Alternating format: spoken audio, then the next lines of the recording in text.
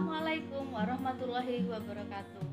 Perkenalkan, kami dari kelompok 1 untuk mata kuliah Pendidikan Bahasa Indonesia yang akan menjelaskan tentang sejarah, kedudukan, dan fungsi bahasa Indonesia. Sebelumnya, perkenalkan, nama saya Ditya Rizky Karumiamati, dan yang kedua rekan saya Putri Miftahul Hasanah, dan yang ketiga Nurul Faidah. Pembahasan yang akan kita bahas pada hari ini yaitu ada 3. Pertama, sejarah bahasa Indonesia. Kedua, kedudukan bahasa Indonesia. Dan yang ketiga, fungsi bahasa Indonesia. Baiklah, untuk yang pertama kita bahas tentang sejarah bahasa Indonesia.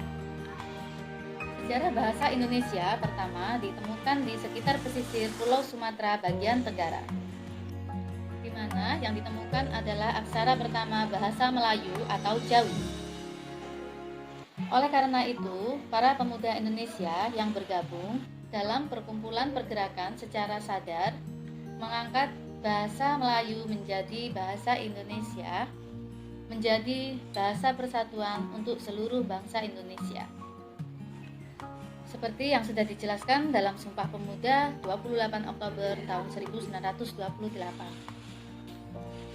Sumpah Pemuda sendiri adalah hasil putusan dari Kongres Pemuda kedua pada tanggal 27 dan 28 Oktober tahun 1928. Dalam salah satu isi Sumpah Pemuda tertuliskan bahwa pemuda-pemudi Indonesia memutuskan untuk menggunakan bahasa Indonesia sebagai pemersatu bangsa.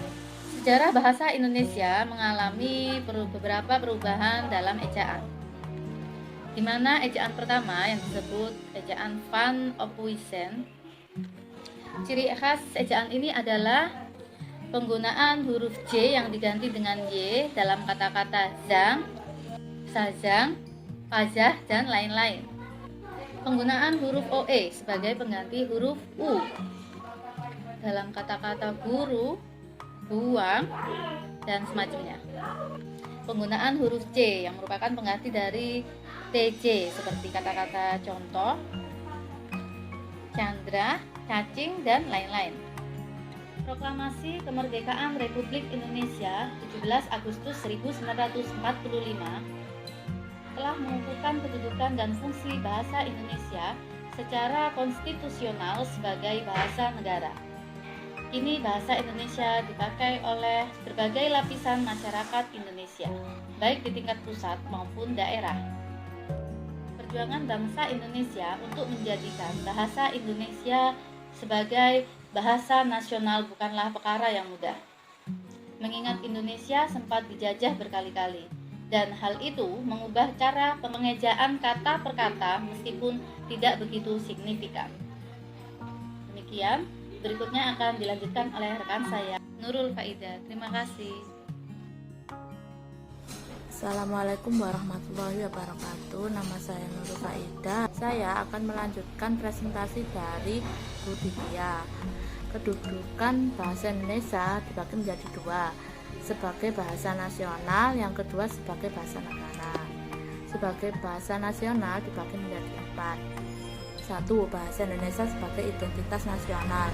2. Bahasa Indonesia sebagai kebanggaan bangsa. 3. Bahasa Indonesia sebagai alat komunikasi.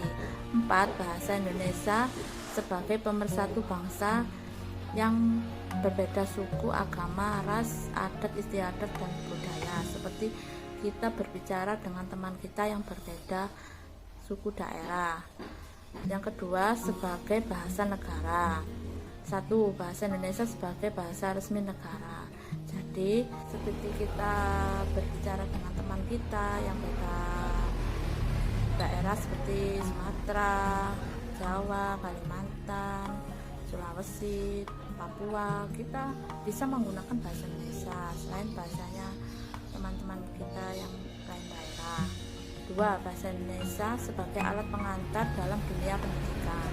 Seperti kita mengajarkan kepada peserta didik kita harusnya boleh kita bicara dengan bahasa lain, tapi terutama bahasa Indonesia, karena bahasa Indonesia itu anak-anak lebih tahu, apalagi kalau kita menyuruh, kita pakai dia akan lebih tahu.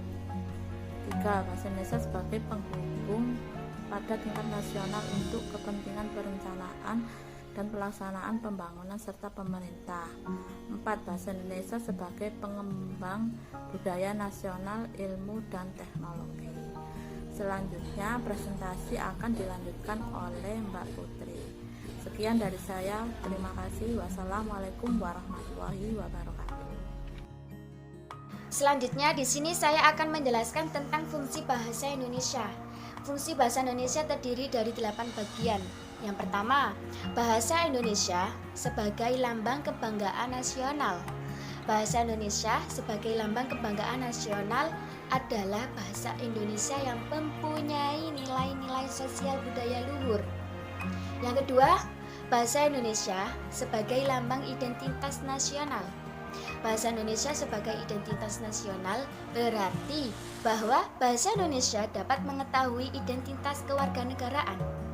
Yang ketiga, bahasa Indonesia sebagai alat pemersatu seluruh bangsa Indonesia, yakni masyarakat Indonesia yang beragam, latar belakang sosial, budaya, dan berbeda-beda bahasanya dapat disatukan melalui bahasa Indonesia, bersatu dalam satu kebangsaan dan mempunyai cita-cita. Yang keempat, bahasa Indonesia sebagai alat penghubung antar budaya dan antar daerah yang dapat kita rasakan dalam kehidupan sehari-hari. Dengan bahasa Indonesia, kita dapat saling berinteraksi untuk segala bidang kehidupan. Yang kelima, mewujudkan hubungan dalam interaksi dalam kehidupan sehari-hari. Manusia adalah makhluk sosial yang tidak pernah lepas dari hubungan komunikasi dan interaksi dengan makhluk sosialnya. Komunikasi yang digunakan dapat menggunakan bahasa formal atau non-formal. Bahasa yang digunakan ketika bercakap-cakap dengan sahabat atau teman, kita dapat berbicara dengan formal. Ketika kita berbicara dengan orang yang lebih tua, atasan kita dapat menggunakan bahasa yang formal juga. Ketika non formal, ketika kita sedang bergurau dengan teman-teman kita, dengan saudara kita dapat menggunakan bahasa yang non formal sesuai dengan kebutuhan bahasa yang kita gunakan ketika kita berbicara agar kita lebih sopan untuk berbicara. Selanjutnya yang keenam, mewujudkan seni atau sastra. Tidak dengan berbicara saja kita dapat menggunakan bahasa Indonesia. Bahasa juga dapat dipakai untuk mengungkapkan perasaan melalui media seni seperti syair, puisi, prosa, cerpen, komik, dan lain-lainnya. Tidak dengan berbicara secara langsung, kita menggunakan media yang dapat melontarkan apa yang kita ingin bicarakan melalui dengan seni. Itu membuat kita lebih mengapresiasikan rasa yang ada, seperti itu. Selanjutnya, yang ketujuh, mempelajari bahasa kuno. Tidak bahasa modern saja. Sebelum ada bahasa modern juga ada bahasa kuno. Dengan mempelajari bahasa kuno, kita akan dapat mengetahui peristiwa di masa lalu untuk menginspirasi dan mencegah kejadian yang lalu untuk tidak terjadi kembali di masa depan. Sebagai wawasan asal dari suatu budaya juga bisa. Yang kedelapan, yang terakhir, memahami iptek. Dengan akal dan pikiran yang sudah dianugerahkan oleh Tuhan kepada manusia, maka manusia akan selalu mengembangkan ilmu pengetahuannya dalam berbagai hal dalam bidang iptek dan untuk mencapai taraf hidup yang lebih baik untuk kedepannya. Jadi kita tidak terlalu untuk menoleh ke belakang ke masa lalu, tapi kita maju untuk ke masa depan, untuk kehidupan yang lebih baik, untuk kehidupan yang lebih modern lagi, untuk kehidupan yang lebih maju lagi. Jadi bahasa Indonesia, bahasa yang asli, bahasa asli dari bangsa negara Indonesia. Bahasa Indonesia dapat disampaikan dengan formal atau non formal. Bahasa Indonesia merupakan bahasa yang baik sekali, bahasa yang memiliki arti untuk warga negara Indonesia. Jadi sebagai warga Indonesia yang baik, lestarikanlah bahasa kebanggaan, bahasa asli dari kita warga negara Indonesia. Jangan sampai bahasa Indonesia hilang, dilupakan. Jadi bahasa Indonesia tetap kita lestarikan, bahwa kita mencintai negara Indonesia kita. Sekian dari saya. Apabila ada kata-kata yang kurang berkenan di hati Anda semua, mohon dimaafkan. Terima kasih. Semoga bermanfaat. Amin. Sekian.